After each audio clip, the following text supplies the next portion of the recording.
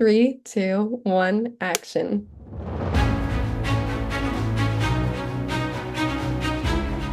Welcome back to episode 27 of As Seen on Screen. I'm Gracie. And I'm Nicole, and this is your source for entertainment news, reviews, interviews, and conversations. You can listen to us wherever you get your podcasts on Spotify or YouTube. Well, welcome back. We're excited that you're here to join us for another week of entertainment news. We have an exciting lineup for you today. We have tons of news happening with film releases, announcements of dates and casting, as we usually do, tons of release dates for movies and TV shows coming out this weekend. We also have an exciting interview for the new film OKIE that is coming out on demand today. So, well, let's get into all of it. We will start off with some of our news. Gracie, what is first on our list? Yeah, shocking announcement. Was not expecting this one, but The Weeknd is leading a new film, which is also his film debut, Hurry Up Tomorrow. It landed a deal with Lionsgate for a theatrical release, and he's starring alongside Jenna Ortega and Barry Keoghan. And Trey Edward Schultz is set to direct it.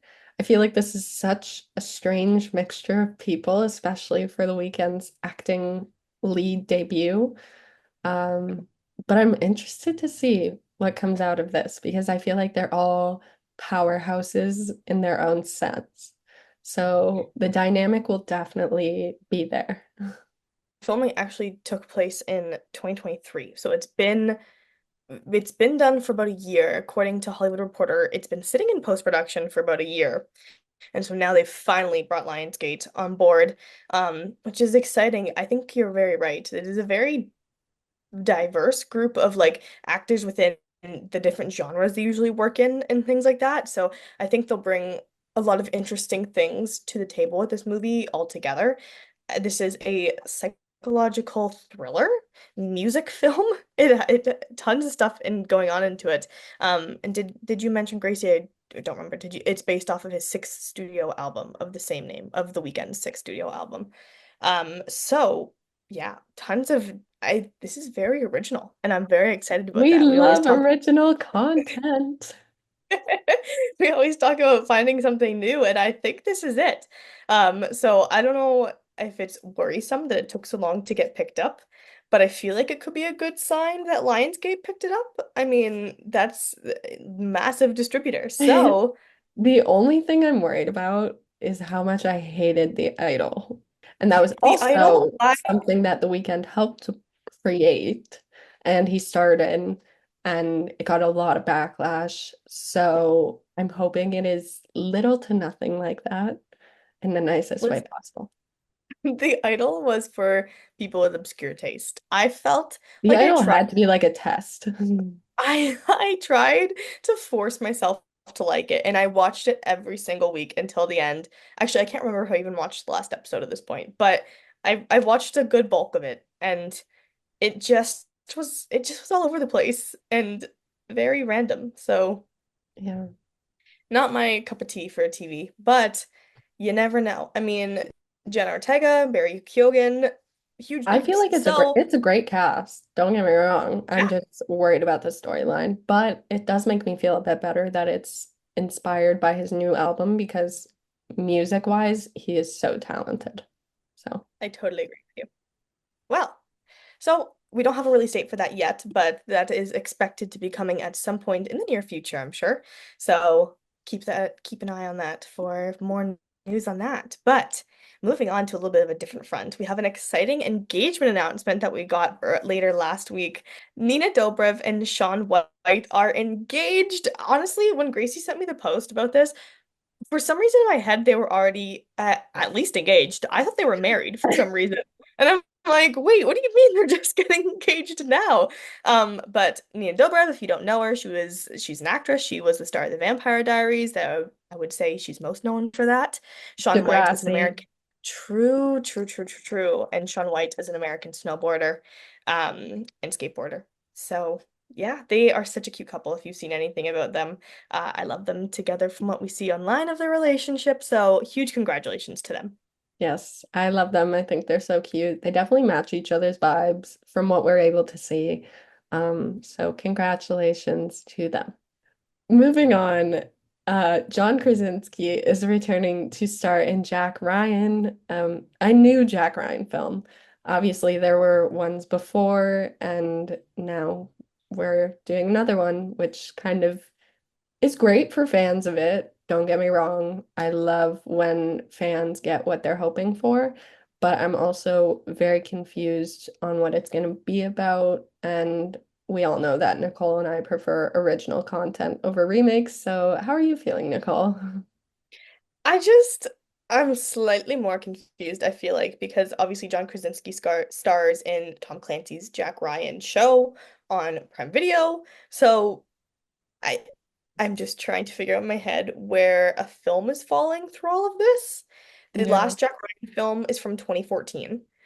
So it's been a decade at the moment since we've had one. It'll be longer once the film comes out. So we'll see what that transition looks like between film and te or television to film again. But I mean, John Krasinski kills it as Jack Ryan, so you that never is know. true. He's a good-looking man. He's a very good-looking man. Right. We're moving on to a little bit of news on the music front.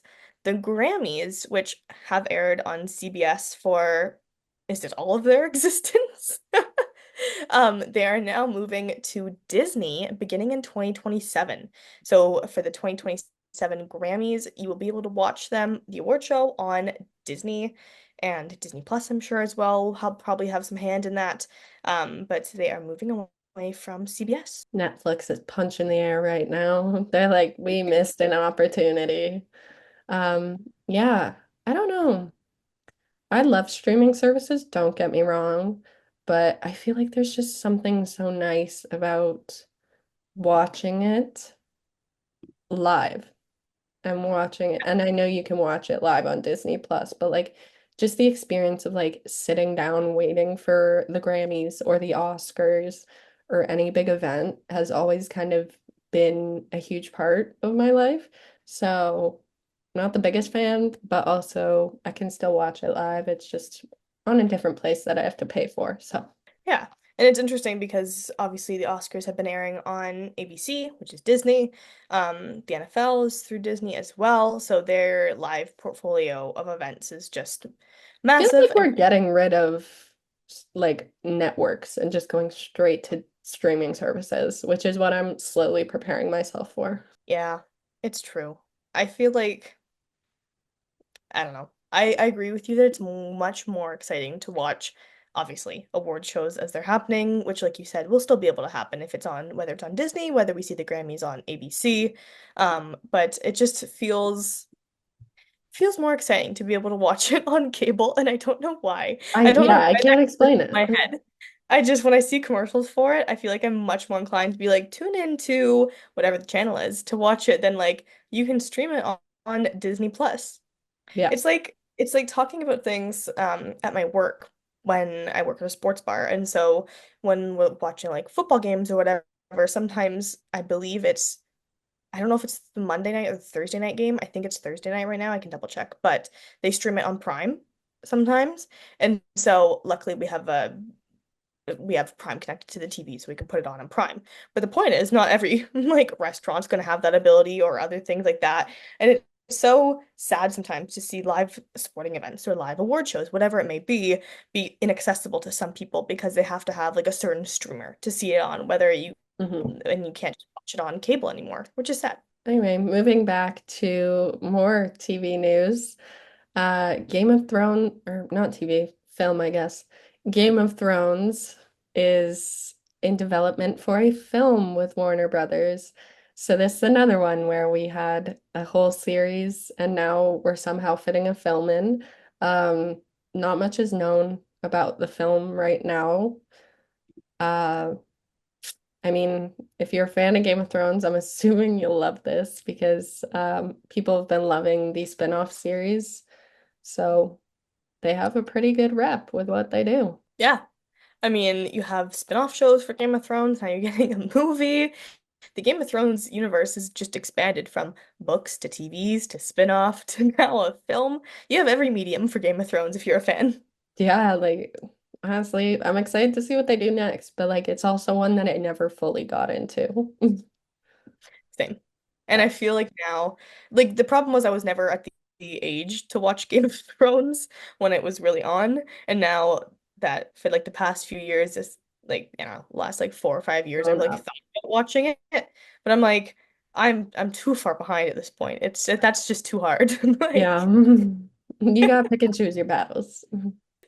moving on to more couple exciting announcements. Ed Westwick, which if you don't know, actor most known for Chuck Bass and Gossip Girl. He married Amy Jackson, a British actress and model, earlier this year, and they just announced they are expecting their first child together. So, congratulations to them. Very exciting to hear. They look so sweet together. I love the photos they released for the pregnancy announcement.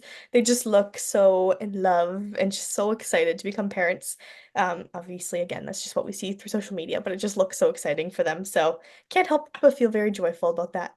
Their relationship to me is like a real life Blair and Chuck without them being rude people. Um, and I love it. I'm like, oh, you guys are so bougie and so like, when you see like that perfect couple and you're like, wow, both of you are so good looking and so like, I don't suave. Like, I don't know what else to say other than that. Like they just radiate like awesomeness. Yeah. So I'm so excited for them. The photos were beautiful, and I cannot wait to see what the rest of their married and now parent life holds for them. Yes, so excited for them. Moving back into movie news again. Keeping you on your toes this week if you're listening. Got all over the place here. It has been recently announced that there is a new Godzilla movie that was greenlit for production. No news is known on the name, on the plot for the film, but just know that if you are a fan of Godzilla, there is a new movie coming in the franchise in the future because it just got greenlit, so I don't even think it's begun filming production yet. So I'm sure we have a little bit of time to wait for that one. Yeah, another one you can look forward to is Anne Hathaway and Adam Driver are set to star in Paper Tiger. So I love this duo. I think it's great. When I first saw this announcement, I was like, "Oh, this is gonna be interesting." Like this is two icons together. I don't know. I love Anne Hathaway. I love Adam Driver. I think it's going to be strange because I picture them in very different types of movies. Mhm. Like Anne Hathaway, I think Princess Diaries, or obviously more recently, The Idea of You. Adam Driver, I think of Ferrari. Ferrari, but my first thought is actually Star Wars because I had a huge crush on his character. Um, so yeah, just very different. And I know obviously they've done movies that are similar to each other, but that's just what my brain goes to. So I'm excited to see the chemistry that they have with this. Absolutely. I think one of my favorite ones from Adam Driver is the marriage or is Marriage Story with Mm. Scarlett Johansson, which is such a good film. So I feel like, that gives me more of like an Anne Hathaway movie vibe rather because he's obviously in like House of Gucci, Megalopolis, Ferrari. He was in that movie The Last Duel or 65, I believe it was called. So tons of like action adventure. And then you had Marriage Story, which was very different. So after that, something I'm actually very, very excited about. Last week we talked about Mamma Mia musical coming to Broadway in 2025. Well, the rom-com girls can stay excited for stage productions because also in 2025 we have a 13 going on 30 musical adaptation of the beloved film hitting stages in the UK next year. So that'll be very interesting. I like imagining how they're going to turn these beloved films into stage productions. I think it's so interesting because if you're someone who has seen any type of book or film, TV show adapted into a stage musical, obviously it's very different. It feels, even if they stay pretty true to the story, it still feels like you're watching a very different version of whatever that may be. So I think it'll be very interesting to see how true they stay to 13 going on 30, the film, who gets cast in these roles, and what this is going to look like on stage. Moving on, another casting slash film announcement. We have F, Mary Kill, which is a new movie starring Lucy Hale, and it's coming December 6th. This one, Honestly, I feel like we've been getting a lot of slasher films lately, and I don't know why I feel that way, but like slay. Um, Wow. Did everyone hear that? The person who hates horror movies is excited that there's an influx of slasher films. Wow, I this is a don't good day. no, I don't think it's horror. I think it's like thriller slasher films. That's So, fair.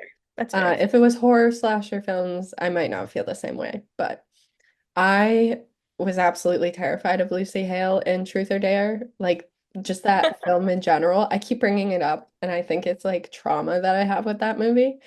Um, but yeah, I'm excited to see this one. They also released the trailer, and it looks super interesting. I like the idea of her kind of dating a bunch of people to try and figure out who is this serial killer. Um, I think it's very original. And we love original things, so you get points there, Miss Lucy Hale. Absolutely. So for those of you who haven't heard what it's about, basically a serial killer is targeting women on dating apps. So a true crime junkie, played by Lucy Hale, must figure out which of her three dates is an F-boy, a marriage material, or is trying to kill her. That's what it says on IMDb. So that is the official synopsis there for it. But like Gracie just said, it sounds very original. I don't think there's a slasher film at all like this. With the director being a woman, it definitely hits for women because dating apps are scary enough as it is. But then you go for crazy men, and this is something that could happen in real life. So she was definitely sitting or like heard a horror story of her friend on Tinder or something and was like, wow, that would be such a crazy movie. So thank you for speaking out about women having to deal with scary things on dating apps. You're a real one. Really, I know. And it's funny because so the studio doing this is BuzzFeed Studios is the studio behind this film. They've done films like Xmas, which last year was Leighton Meester, and Robbie Amell on, I believe it was on Prime in Canada, I want to say. They also they did Black Demon, they did One True Love, they did Fall, which came out last summer, the summer before that. They also did My Fake Boyfriend with Dylan Sprouse and Sarah Hyland. So many interesting movies in their portfolio. So this one definitely seems to fit the bill with the topic, with the actors and actresses in it. So I'm very excited to see what this is about once we see it in full on the screen, and you can catch it on December 6th. Okay, well, that wraps up our news portion of the episode for today. So now, like I said in the intro, we have a very exciting interview to bring you this week. I had the pleasure of sitting down over Zoom with Scott Michael Foster, Kevin Bigley, and Kate Cobb, the minds behind OKIE, a new indie film that is coming on demand tomorrow, November 9th. So Scott Michael Foster is the star of the film. Kevin Bigley and Kate Cobb were also the two other stars, but Kevin Bigley wrote the film and Kate Cobb was the director, and those two are married. So it was very exciting to talk with them, pick their mind about the film. Had a good chunk of time to really pick their brains through what went into making this film, their thoughts behind some of their very complex characters. And I had such a fantastic time watching this movie. I thought it was very well done. It is a psychological thriller, and according to Rotten Tomatoes, this is the official synopsis. Louis, played by Scott Michael Foster, a louder a lauded writer returns to his dilapidated hometown after his father's death. Confronted with the duel of people from his past, Louis is forced to reconcile with Louis is forced to reconcile with the stories he has stolen, twisted, or downright exploited for profit. So basically, Louis is this writer who took these stories from his hometown. He left his hometown in his earlier years that we don't see in the film. He wrote all these novels that ended up being super successful, but basically exploited individuals he did know in his hometown and these stories that maybe he didn't outright name the people, but they knew who he was referring to. So he heads back to his hometown after his father's passing. So now he's dealing with his father's death and grieving and also having to make up and make amends with these people who he knew from his past. So it's a very well done film. It's a quick watch, it's only an hour and a half, so it's not too much of a very long film. So you can definitely knock it out in one night. If you have time, sit down and watch a film. This is a great one to do. So let's head into that conversation. Hey guys, how you doing today? Good. How are you? Good. It's great to be here with you. I just want to start off by saying congratulations. I loved this film. I love everything about it. So I'm so excited to be able to chat so many things with you guys today. So congratulations. Great. Thanks. That's a good start. I'll start off with you, Kevin and Kate. Just I'd love to get an insight into how this whole process started. Just looking on interviews you've done, I know this has been a few years in the making. So where did this first start off for you guys? What was inspiration and kind of how did you get it off the ground? Um, so we are married and have been for a long time, and we started working together years and years ago making things, and I think we had both as actors started to go kind of in different directions career-wise. We had been working on separate projects and things like that. And one day we were on a walk in the mountains where we live, and we kind of had this feeling of like we really miss working with our friends and being around the people that we know and that we think are so talented, and we wanted to bring those people together again and work again. And so we started thinking about what was something that we could achieve that we could bring those people together again. And so we decided that we were going to make a short. I mean, initially, when you're trying to come up with something and you're going to make an indie thing and you're funding it yourself, the first thing that you ask yourself is like, what can we get for free? Like, where can we shoot something for free? And the first thing we thought of was Kevin's hometown up in Northern California. And so kind of based a story around that. And we went up there, shot a proof of concept that was about 20 minutes with Scott and everybody. And then used it to get funding. And then we shot the feature about a year later in Illinois. So Yeah, that's a lot. That's a good condensed, concise encapsulation. There we go. And when you first filmed that, the proof of short, that I believed it was titled Dandelions, right? At that point, was Yeah. that what it was? So how did OKIE kind of come into it, and how did that reflect the importance for you guys in changing of names? Necessity. Yeah. We ended up having to change the name because we premiered at the Santa Barbara Film Festival, and there was another film there called Dandelions that was a documentary. And so we were given the option of, hey, keep your name, but then we might have to specify something at the end. And it was weird because it was like this strange opportunity to kind of name the film something that we felt was way more connected to the film we made rather than way just better. It's a way better name. It was really strange, and it came to us really quickly, and it felt meant to be. So I feel like we changed the name of the feature from Dandelions to OKIE, and OKIE represents the film itself so much more. Yeah. So that felt They were both used in the same way, obviously. OKIE and Dandelions are both like referenced several times in the film, but Dandelions, as it comes to Lainey's character, was used in a relative way, as far as she could take that personally, or it could be a term of endearment, and as well as OKIE is kind of one of those things too. Like it's all about POV. You could criticize someone by calling them an OKIE, and you could also wear that as like a badge of honor, you know. So we used them in the same way, but I think there's more detail and more film specific, yeah, to the movie. Yeah, serendipitous how that worked out then. Perfect. Yeah. So for Scott, for you, your character Louis, so many complexities. We see he's grieving his father's passing, trying to make amends with old friends. Even we see him in the car at one point too. He has his tape recorder, trying to get maybe a little bit of inspiration for his next novel. So when you first were prepping for this role, what did you learn about Louis's personality and character that gave you a better understanding of why he may have painted his hometown in the light that he did through these novels? And how did you focus on bringing that forward in your performance?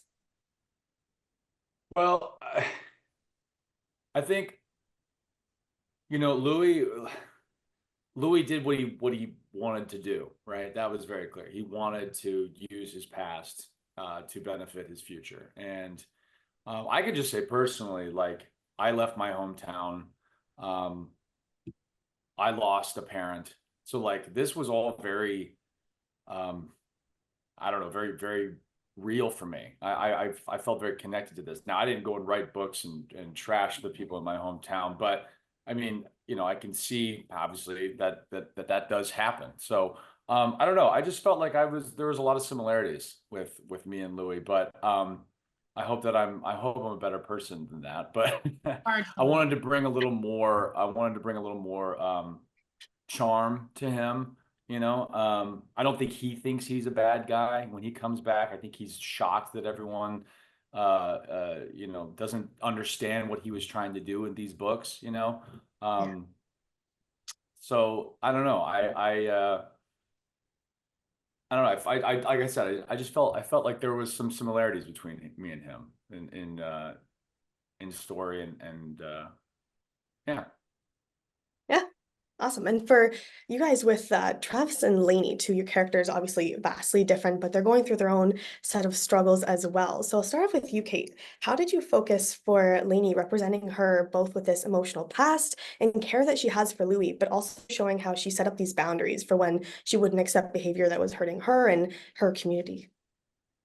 Yeah, Lainey is as complicated as any person who is struggling to survive and struggling to build their own happy life. She has a lot of defense mechanisms that are put into place to protect herself and to protect her child and to protect her community. I think she's very prideful of how hard she's worked. I think she's a very vulnerable person. I think what she was looking for in Louis was kind of a companionship and a connection with someone to almost like validate where she was in her life. So like still being able to connect in that way was really validating for her. And I think when she realizes that that connection is not reciprocated in the same way, that it means something different, that's a really heartbreaking thing for her. But ultimately, I think if I was to think about where Lainey is now, I think that would be a really healthy thing for her to go through. And I think it would, I think Lainey's gonna make it no matter what. So she's gonna be fine. So I think she'd be thriving right now, I think. And for you too, Kevin, obviously we see that Travis has this past too with Louis, and also tries to figure out why he painted him in this light. So how did you reflect that through your character, through both writing it and then both portraying that as well? Yeah, I think what's really cool is with having Scott in there, Scott, like even with the short, like he's able to play this kind of character that feels slightly uncomfortable and out of place, and that was reinforced with a lot of like the like costume design and everything. And I felt like Travis is taking up as much space as possible, which was a lot of fun to do. And the more space that Travis takes up, the more uncomfortable Louis becomes. And Scott was really good with playing, like we were able to push and pull with one another really easily. Me mostly. Uncomfortable is just my natural mode. Yeah. That's just me, most of the time. Art imitating life, imitating art. There's Yeah, it's almost slapstick, like just subtle, like physical comedy with how just Scott is constantly just like a little grossed out and a little uncomfortable and just a little uneasy. And there's all these, he's never quite comfortable. So it was really fun to antagonize him and push him. Like their actual Yeah, right. by the way. No, none of that. It was just really fun to kind of play that and have that be somewhat symbolic of the town itself. And Travis is and was developed as a personified version of the town, that he is kind of absorbed because Travis isn't talked about in the books. He's mostly kind of absorbed by Louis as Louis. And there are a few things in which I think Travis even comes off a little bit more literate and verbal than Louis does, like where it's like he's talking about the fair or he's talking about slaughter. It's these things that you could even feel like he even took elements of that. So yeah, it was really fun to kind of play with that kind of character. Yeah, absolutely. I want to talk about some specific scenes in general. One of my favorite ones towards the end, I won't give anything away, but the dunk tank scene, because I think what you did with that and how it kind of shows how those psychological aspects are hurting Louis and how altering his reality when it comes to that. And maybe we even see some true feelings at that point come through as well. So for the three of you, I'll start off with you, Scott. What scene, when you first read the script, did you look most forward to filming and bringing off from the page to the screen? Well, it's interesting because I think when I got the feature, the first like 15 pages, correct me if I'm wrong, Kevin, are like almost carbon copy the short film we did, right? I mean, it Yeah, feels like we start the exact same way. pretty And much. then Yeah. it's almost like the rest of that feature was a lot of new material. And I didn't know where that was going to go. I had talked to you, Kevin and Kate, a little bit about it, but when I got the feature, it was a whole new story that was like extended from the short. So I was excited about a lot of that because, we'd already done the short film and that was great. But obviously the dunk tank is a fantastic scene. The other one I think I really liked and was excited to shoot was the one where Travis takes him to the butcher and cuts the ribs in front of him while telling him how he's got like, oh, you got a good trapezius and you got a great latissimus and you've filled out, and all the while he's cutting raw meat. That to me, I was like, I can't wait to, and that's one of my favorite scenes. It's lit so well. Kevin, Mr. Bigley did a great job in that scene. Yeah, when I read that, that was the one that I couldn't wait to do. I think those scenes and like that you do such a good job of blending these genres of putting the drama in and the uncomfortable feeling and unease and the thrill. It just blends so well together. Yeah. But for Kevin and Kate as well, do you guys have a favorite that you were most excited to shoot?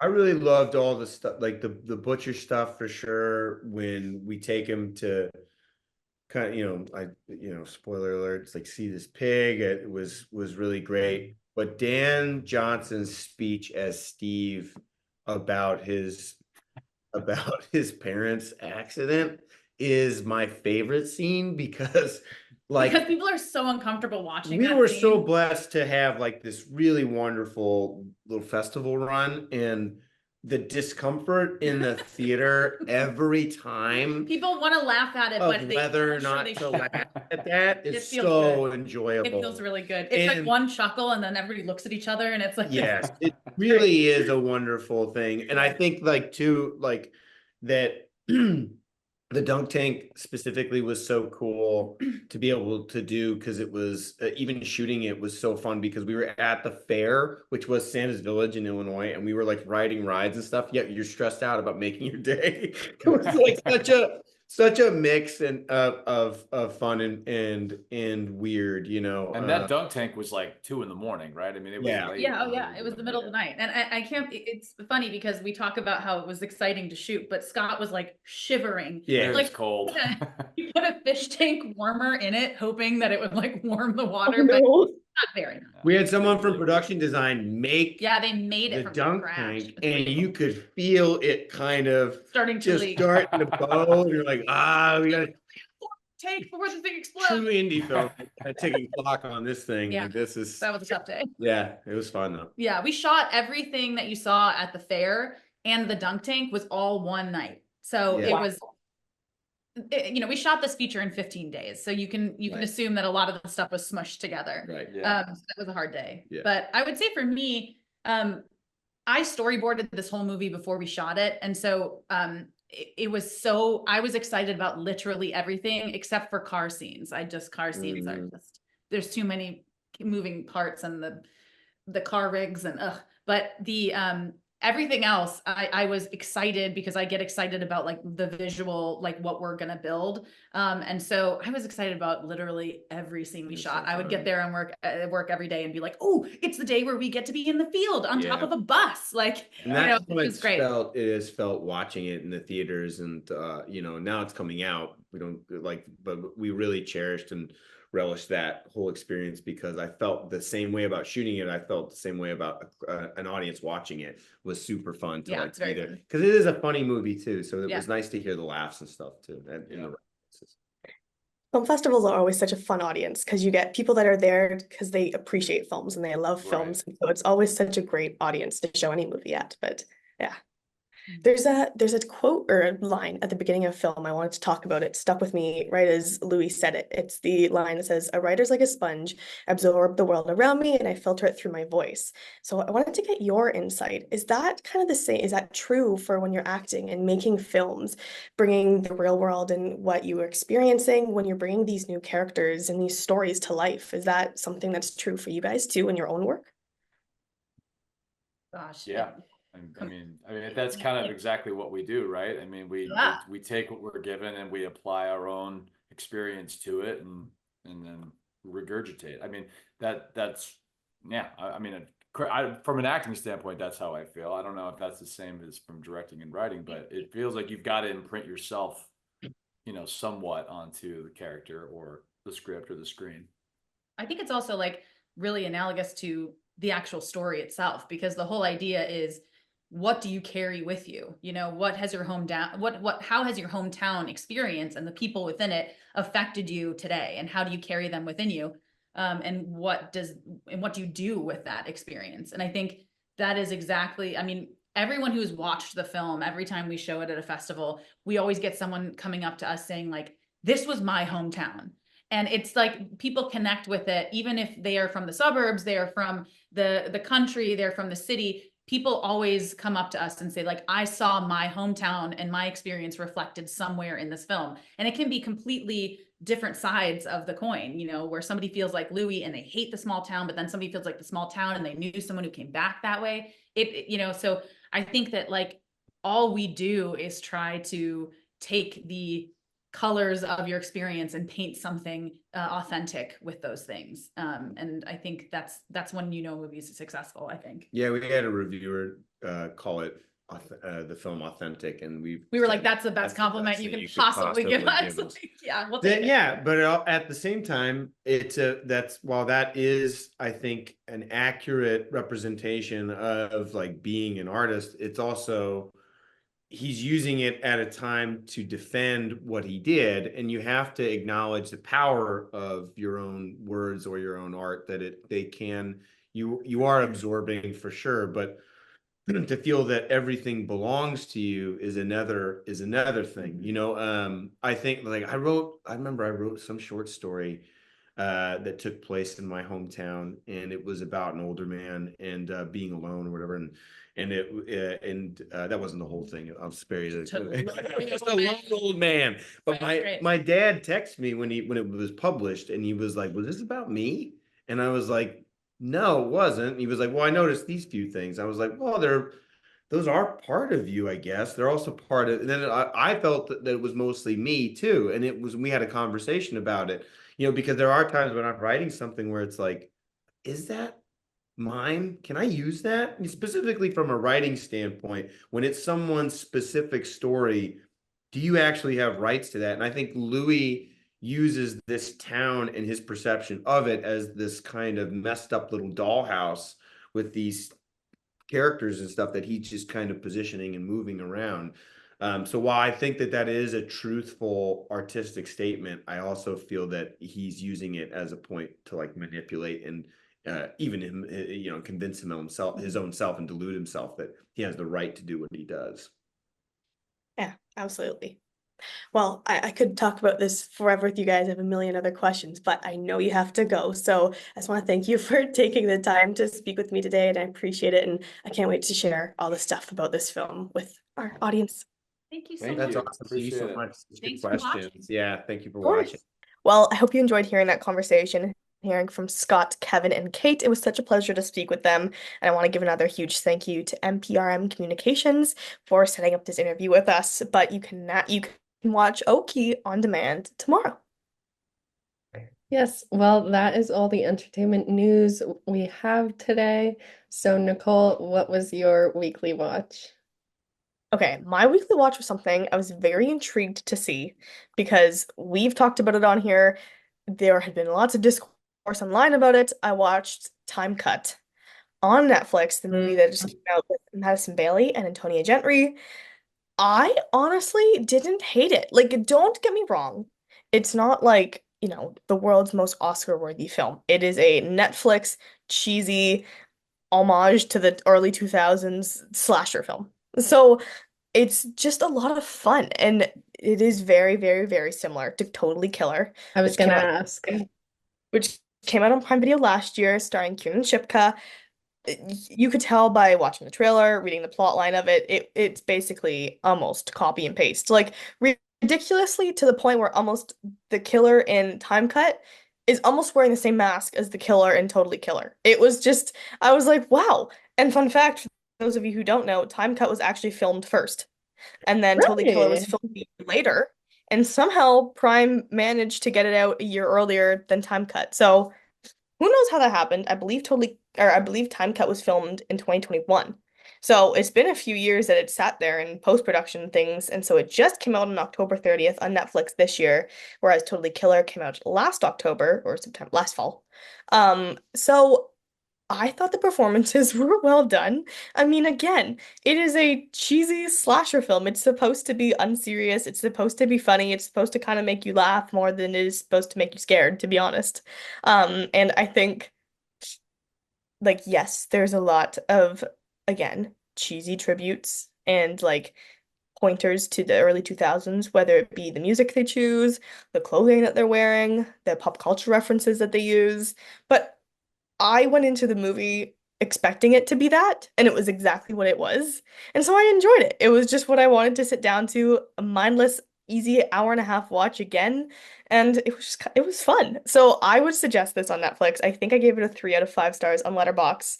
But if you're just looking for an easy breezy, kind of fun slasher film, Time Cut's a great option. I thought it was great. And there's so much discourse online about it and saying like it's so bad. I mean, honestly, most people I know and that I follow on Letterboxd give it like a 1 or 2 stars. But I enjoyed it. I thought it was for what it was going to be. I thought it was good. Stay tuned for Gracie's opinion. But what is your watch of the week? I have two this week. I shocked myself by watching more than one thing. Um, Wow. the first one I watched was actually one that you watched. Um, it's What's Inside. Finally got the Oh, chance to sit down and watch it. I was, I don't want to say pleasantly surprised by it because I'm not surprised by it, if that makes sense. yeah. I kind of knew what I was getting into, like obviously the psychological type film where they all switch bodies. Um, I gave it a 3 out of 5 on Letterboxd for the sole fact I would have given it a 4, but I felt like the ending was so rushed because they wanted a second one. So I feel like they left a lot open so that they were able to, and that kind of annoyed me because from the big plot point to the end, it just kind of felt like they were only putting half of their effort into the storyline, if that makes sense. Leaving a lot of plot holes, which kind of sucked, but like the acting, phenomenal. The plot, fantastic up until the last like 30 minutes. I wasn't super surprised by the plot twist at the end. Like I kind of figured, but I was still Okay, like, wow. let's discuss that for a second. But anyone who hasn't seen the film, skip ahead the next few minutes. Yeah. We'll put like a little screen on to say spoilers done. Yeah. But we're gonna talk about the ending. So if you don't want to hear the ending of It's What's Inside on Netflix, skip ahead a few minutes, scroll through, and wait for us to stop talking about it. We promise we'll tell you when we're done. But I thought that the plot twist was really good. Didn't, I did not see that coming. I did You 100%. did? Yeah. It it hit me when the guy was what's his name, whatever, the weird guy was talking to the guy with all the tattoos or whatever. And he was like, "Ah, I'm really sorry that this person and this person snitched on you and your sister." And they kind of like changed up and they were like, "Oh, really?" I was like, the brother would have known that. So I was like, something's not right with this person. And I have a feeling he swapped with someone else and that's not really him. But then I was like, but how would he get to his sister who is in this insane asylum? So I was definitely made me feel bad for his character because he was just trying to like be a good brother to his sister. And Yeah. then it did not work. No. She's psychotic and he's stuck in an insane asylum now in her body. But I will give it to them. I was being thrilled with how it ended because I was like, that is such a plot twist.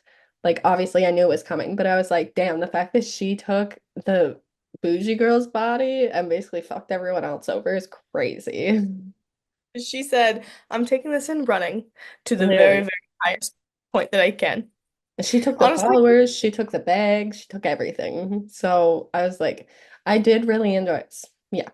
for some reason I did not. I don't know why that didn't click for me. It was not something that clicked in my brain. And so when You were we watching like, the plot twists were revealed, and I was like, damn, that was a good plot twist.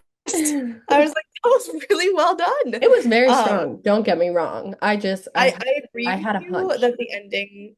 I agreed with the ending fell apart like prior to that. I agreed that Wait, it fell off a little spoilers bit. done. So I agreed it fell off a little bit towards the end, just with the plot. I found that more for myself with the middle. I found it less at the end, and for me, it was the middle that kind of droned on a little bit. And then it kind of felt like it picked back up towards the ending, but I felt like the middle just became very repetitive Hmm. in a way. But I loved the plot twist. So if you haven't Yeah. seen it, I mean, I suggest it. Yeah, definitely suggest it. I mean, it's definitely trippy and it made me be like, okay, I have no clue what I would do in that situation. Like, how crazy would that be to like see yourself and like live in someone else's body? Crazy. But anyway, that was my first one. It's What's Inside is on Netflix. Highly recommend it. My second one was one I have been long awaiting, but I was waiting for the entire series to be out so I could just binge it. Agatha All Along. Oh, I'm Oh excited for your my thoughts on this. goodness. If you are a fan of WandaVision, I'm a huge fan of WandaVision. Like one of my favorite things that Marvel has done on the side. So I was really skeptical going into this because as much as I love WandaVision and I love Agatha, I didn't know how they were going to make a whole series about her. These are like the most award-worthy performances I have seen in the second last episode. Literally, if Patti LuPone does not get some sort of award for her performance, I will riot. Like this is crazy. Um, it is just so gripping and like every episode is different, like completely different, and I think it's so original. And I mean, I love Catherine Hahn, to be honest. So not hard for that. And Joe Locke in this role is so completely different than anything we've seen from like Heartstopper. So this entire cast is just amazing. They give such great performances, but there's so many plot twists. Like every episode, I'm just like, oh my gosh, I have no clue what's gonna happen next. I haven't watched the last episode because I'm waiting for Sophie to finish the second last episode so we can watch it together. But I'm so stressed. I am so stressed. So yeah, that's on Disney Plus. Highly recommend you watch it. But if you haven't watched WandaVision, make sure you watch that first because a lot of this stuff in this will not make sense if you did not watch WandaVision. I'm very excited to hear that you liked it because actually, I'm more impressed that you did you avoid spoilers for the most part? I did. You know what? I was really impressed with myself because I would literally like see, okay, I did. Disney screwed me over because they posted something that was a huge spoiler and I follow them, so I saw it and I was like, damn, Disney, you didn't even give me like a month or even a week. It was like as soon as that episode came out, they posted it and I was like, wow. Even the people who didn't watch it right away were like, damn. So I unfollowed Disney for a bit because I was like, I can't do any more of this. This is not happening every week. And then I just like stayed away from edits and everything. And I'm honestly so impressed. I'm very impressed by that. Good job. Yeah, but yeah, I don't know if you watch WandaVision, but I highly recommend you watch this. So good. Yeah, I've heard nothing but rave things about it, so I'm I not know. surprised that you loved I'm it. like, and now there's rumors that there might be another season. And I'm like, oh, that's weird because you know, WandaVision was a one season thing. This was pitched as like a one season thing, but with how well it's doing. I think they submitted it for best comedy series, and people are Ooh, like, it's not a series. What do you mean, Disney? So it'll be interesting to see what they do with the future of this character or these characters, I guess. that's exciting. Very interesting. Yeah. Moving on from that, what is your song of the week? I know I'm late to the train of like loving this song, but I always tried to like avoid it because I was like, it's a TikTok song. But it low-key slaps. Like, shout out to this girl. She's killing it. Austin by Dasha. Oh, girl, that came out so long I ago. know it came out so long ago and I've avoided it for so long, but I pressed shuffle on my Spotify and it was like, you might like this song. And I was like, wow, I've never listened to the full thing and it low-key slaps. And I love country music to begin with. Although I'm not like Nicole who does a country song every week, which I'm sure you will be continuing. But Changing it up this week. Just you wait. wow. But yeah, Austin, I also saw a lot of hate about Dasha, and I hate when people, especially other women, bring other women down. So I was like, you know what? I'll give her a chance. And she did not disappoint. She is a really, I started listening to the rest of her music and I was like, damn, she's pretty talented. So I know it came out a while ago, but it's been on repeat because I was like, you know what? It's a vibe. You know when you find those old songs and you just vibe with them? Yep. That's what we're having. So that's mine. What's yours? Mine. Well, okay. Actually, this is, I guess, If you country. say a Christmas song, I swear. Nicole, it is the So, first week of November. so Megan Moroney dropped her Christmas EP Oh my God. on, you know what? This makes me love her even more. She dropped it at midnight on November 1st. And that just proves Megan Moroney really is just, she is incredible because she gets me. Because once the clock strikes midnight on November 1st, it's Christmas for me too. I mean, guys, I'm putting up my Christmas decorations this weekend. I tried to get us to put them up this past weekend and no one was having that, so whatever. But this weekend they're going up. So next episode, there's gonna be tons of Christmas decorations behind me. So, in honor of that, she dropped her very first Christmas EP called Blue Christmas, Duh. And it had three songs on it, two originals, both, or one's called All I Want for Christmas is a Cowboy, which is the more upbeat one. And then there's like the sad emo cowgirl one, Christmas Morning, which is so sad and very relatable. So, Megan, why you got me in the feels like that? And she covered Blue Christmas as well. So those were the three on the EP. They're very, very good. So if you haven't, I mean, maybe some of you haven't started listening to Christmas music. I get it. But once you do for the season, Megan Moroney's Blue Christmas Duh is a great place to start. Love that for you. Honestly, I'm not surprised by that at all for you. As soon as you were quiet for a second and you said it was something other than country, I was like, we're definitely getting a festive song.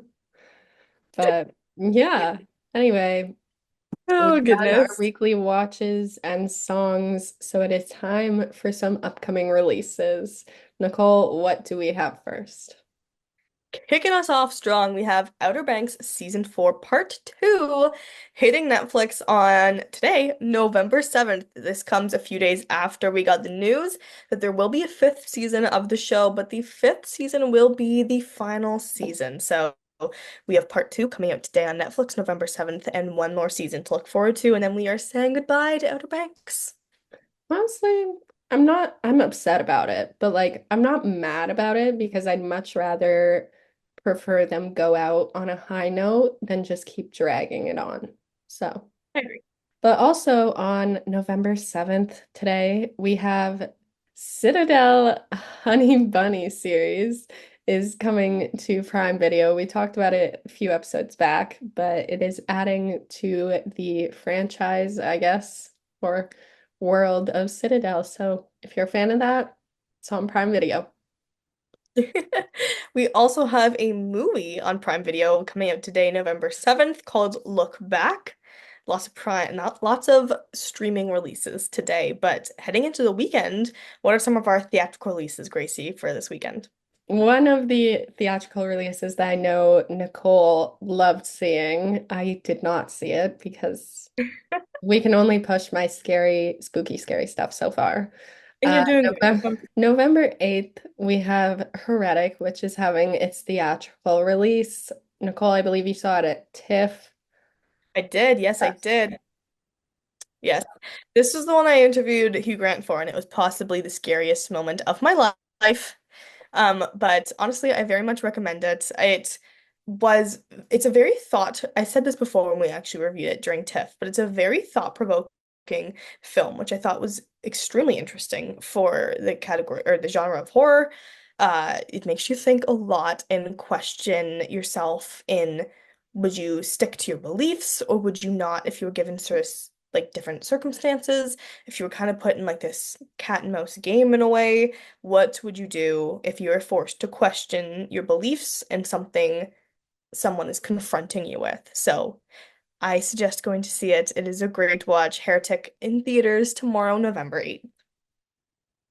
We also, keeping the Christmas theme alive and well, the best Christmas pageant ever, which is another theatrical release, is hitting theaters tomorrow, November 8th. Also on November 8th, we have Every Minute Counts, which is a series on Prime Video. And finally, on November 8th, we also have Disclaimer having the finale for the limited series. It is on Apple TV Plus.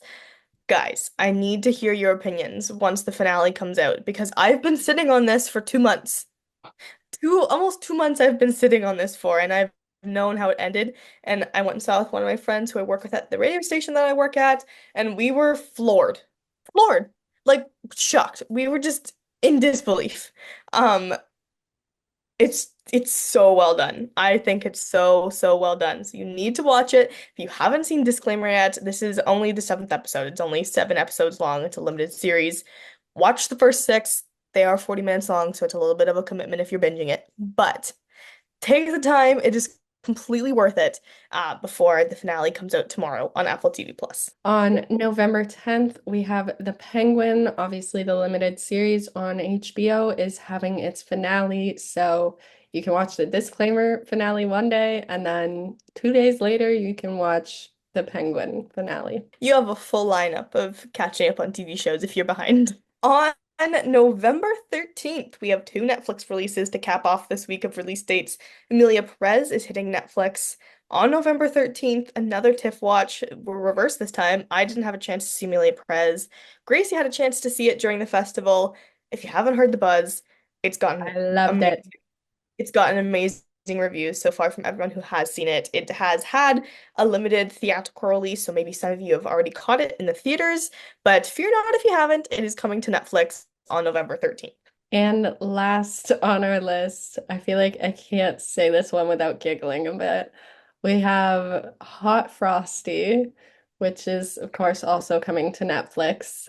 We talked about this last episode and had a good giggle about it. So I think we're both interested to watch it and see what comes from it. When it comes to Christmas movies and Lacey Chabert, I trust. And I can't think of one she's let me down with Christmas movies. So even though this is not with Hallmark, I'm excited to see what Hot Frosty is all about. I love the name. The name is so. That wraps up the episode for today. So if you're still with us, thank you so much for tuning in to this week's episode of As Seen on Screen. I'm Nicole. I'm Gracie, and you can watch or listen to us wherever you get your podcasts on Spotify or YouTube. We'll see you next week, same time. Bye. Bye.